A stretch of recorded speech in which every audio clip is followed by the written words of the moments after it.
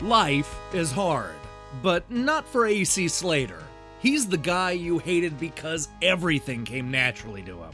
He had the dance moves, picked up the drums without even practicing, knew how to street fight, and was always surrounded by the hottest girls. I'll confess, it's hard not to be jealous of AC's life.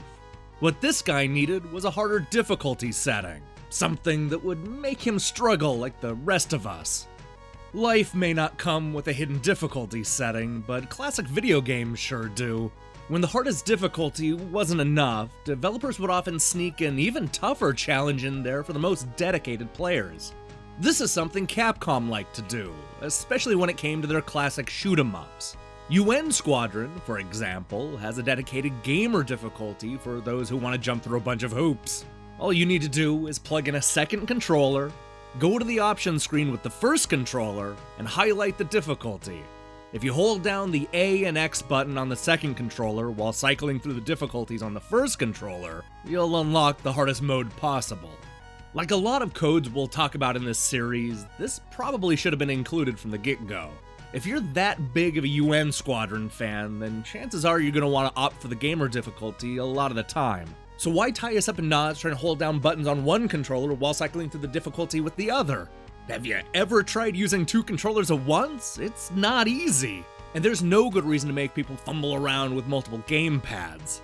This is the kind of thing that may work in video games, but would be disastrous in real life.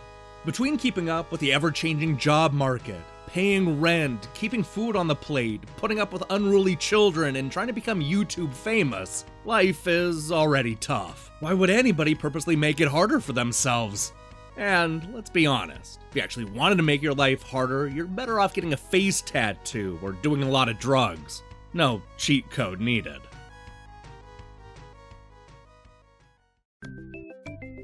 Hey, thanks for watching the 9th episode of the 32 Dangerous Cheat Codes.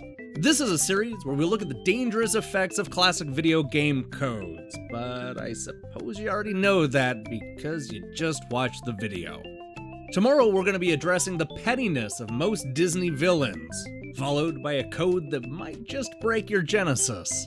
We're not even close to being done with this series, so do me a favor and click the subscribe button and support what we're doing here. Until then.